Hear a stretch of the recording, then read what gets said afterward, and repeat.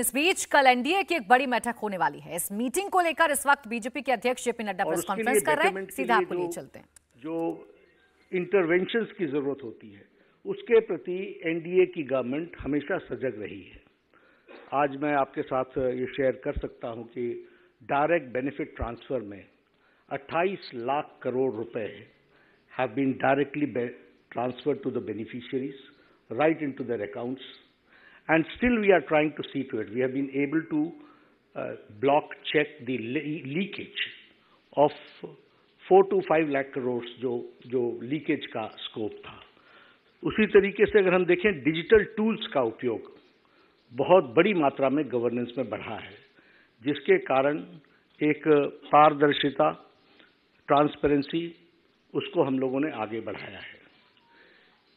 जब हम empowerment of the people कहते हैं तो वह भी 9 साल के अंदर फोकस्ड हुई है और वो एक तरीके से तयशुदा तरीके से सभी सेक्शंस ऑफ द सोसाइटी को एड्रेस करने के लिए की गई है।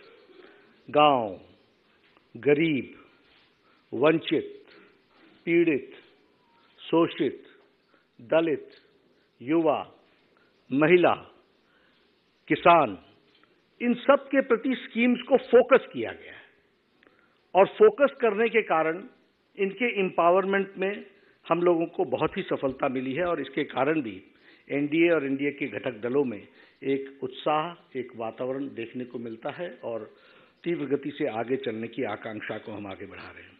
उसी तरीके से जीरो टॉलरेंस फॉर करप्शन और जीरो टॉलरेंस की दृष्टि से जैसे मैंने कहा कि सतत गवर्नमेंट के अंदर भी टूल्स का उपयोग करना, थर्ड पार्टी सपोर्ट लेना और कोई भी किसी भी तरीके का करप्शन बर्दाश्त न होना, इस बात को भी हम आगे लेकर के चले हैं। एक मैं आपसे जरूर कहना चाहूंगा कि पिछले 9 सालों में strong leadership of prime minister Modi, यह हम सब लोगों को देखने को मिली है, जिसको देश ने भी सराहा है और एक बहुत ही पॉजिटिव वातावरण बना है।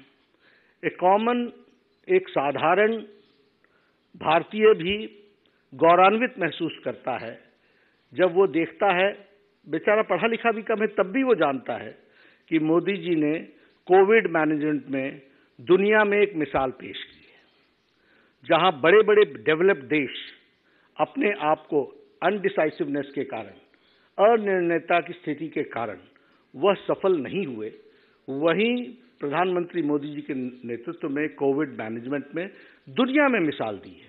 और मिसाल सिर्फ इसमें ही नहीं है कि आपने लॉकडाउन लगाया, सिर्फ इसमें ही नहीं है कि लॉकडाउन के दौरान देश को तैयार किया, सिर्फ इसमें ही नहीं है कि आपने वैक्सीन बना ली 9 महीने के अंदर, सिर्फ इसमें ही नहीं है कि वैक्सीन बना करके इसके साथ साथ 220 crore dose, double dose with booster दे करके देश को निजात दिलाया। और सब जगह पर कोविड की लड़ाई इन गवर्नमेंट्स ने लड़ी।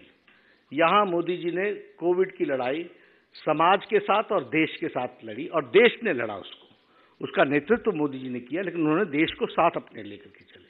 तो यह पीपल्स पार्टिसिपेशन, इसका भी एक इसमें हम लोगों को मिसाल देखने को मिलती है।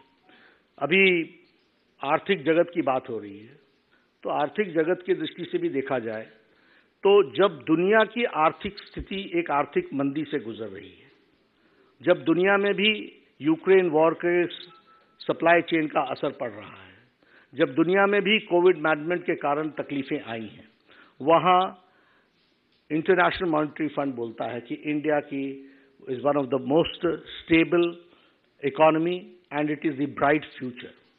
मॉर्गन स्टेनली बोलते हैं कि यह एक फास्टेस्ट ग्रोइंग इकोनॉमी है और ये की ड्राइवर है for Asia and for the global growth.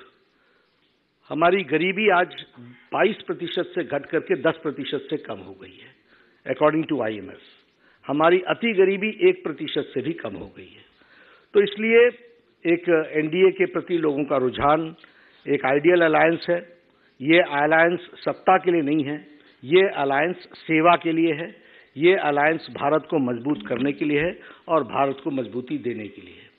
जहां तक यूपीए का सवाल है और ये जो ऑपोजिशन के अलायंस है, ये भानुमति का कुनबा है और कहीं का ईंट कहीं का रोड़ा, भानुमति ने कुनबा जोड़ा, इस तरीके का ये अलायंस है। न तो इनके पास नेता है, न ही नीयत है, न ही नीति है, और न ही फैसला लेने की ताकत है। यह फोटो अपॉर्चुनिटी के लिए अच्छा है, लेकिन सच्चाई यह है कि न तो इनके पास कोई फैसला लेने की ताकत है और न ही वो नीयत है, न ही नेता है। स्वार्थ की राजनीति पर आधारित ये एकता की जो बुनियाद है वो बड़ी खोखली है, और इसीलिए यह कोई डिलीवर करने के लिए नहीं है। यह 10 साल के यूपीए के सरकार के भ्रष्टाचार और घोटालों का टोला है। 10 years of non governance, corrupt government, corruption, उसका ये टोला है। और 20 लाख करोड़ रुपए के घोटाले को से बचने का और उस पर एक्शन न हो, उसके लिए यह एक जुड़ाव है, एक टोले का जुड़ाव है। इसको हमको स्पष्ट रूप में समझ लेना चाहिए, ये हमको ध्यान में रखना चाहिए। देश ने तय कर लिया है कि 2024 में प्रधानमंत्री मोदी जी के नेतृत्व में इस संकल्प के साथ कि हमारी एकता जो देश के हित के ऊपर आधारित है, अटूट है, अटल है, और हम फिर एक बार 2024 में एनडीए रिजॉल्व करेगा कि हम मोदी जी के नेतृत्व में देश फिर से एक बार एनडीए की सरकार बनाएगा। तो ये कल हमारी एनडीए की मीटिंग के एक तरीके का विचार है, उसको हम लोग आगे बढ़ाने वाले हैं। मैं अपनी बात यहीं समाप्त करता हूँ। मित्रों, बहुत सारे लोग देख रहा हूँ, मैं सवाल पूछना चाहते हैं। हम कोशिश करेंगे कुछ सवालों को ले पाने की। विकास भदौरिया। दादाजी, मेरा सवाल ये है, आपने कहा कि एनडीए पिछले 9 साल में और व्यापक हुआ है, लेकिन कुछ दल छोड़ के भी गए। क्या ऐसे दलों से बातचीत चल रही है? कई एक दल तो वापस आए हैं, खासतौर पर पंजाब का अकाली दल और पश्चिमी उत्तर प्रदेश से आने वाले आरएलडी, क्या इनसे भी कोई बातचीत चल रही है? इनमें से कोई शामिल हो रहा है कल की बैठक में? देखिए, कल की बैठक में कौन लोग शामिल होंगे ये आपको कल पता, तस्वीर सामने हो जाएगी। लेकिन एक बात आप ध्यान में रखिए, हमने पहले भी कहा, एनडीए का एजेंडा स्पष्ट है, देश सेवा के लिए सबको साथ लेकर के चलना। हमने किसी को कभी भी किसी मोड़ पर नहीं छोड़ा है। हमें छोड़ के जाने वालों के बावजूद भी हमारी बातचीत, हमारा व्यवहार, हमारा आचरण हमेशा दोस्ताना रहा है, क्योंकि हमारा ब्रॉडर पिक्चर है सबका साथ, सबका विकास, सबका विश्वास, सबका प्रयास, for that larger cause. Now they have to decide for that larger cause वो कब आना चाहते हैं। समय समय पर रीथिंकिंग शुरू होती है। ये हमारे हाथ में नहीं है, ये उनके हाथ में है। फिलहाल नहीं, हम कभी न्योता देते नहीं है। हम एजेंडा बताते हैं, इसके साथ खड़े होना चाहते हो, होइए। हमने भेजा ही नहीं तो हम न्योता क्या दें? तो इसलिए हम बहुत स्पष्ट हैं, हमारे अच्छे वातावरण है, अच्छा उनके साथ बर्ताव है, और जिस दिन वो आएंगे उस दिन हम आपको सूचित कर देंगे। उसके पहले तो हम आपको भी सूचित नहीं कर सकते। रविंदर जी।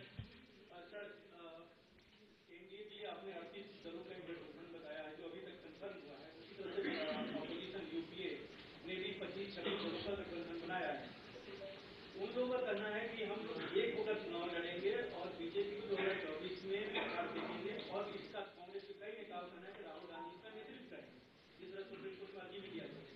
आपको लगता है कि राहुल गांधी अगर विपक्ष के एक चेहरा बनते हैं तो आपके लिए चुनौती होगा 2024? देखिए ना, ये उनका विषय है कि किसको वो नेता बनाते हैं। अभी तक तो हमको दिखता है कि न नेता है, न नीयत है, न नीति है, न कार्यक्रम है, न फैसला लेने की ताकत है। जब हो जाएगा तब बात करेंगे। We will cross the bridge when it comes।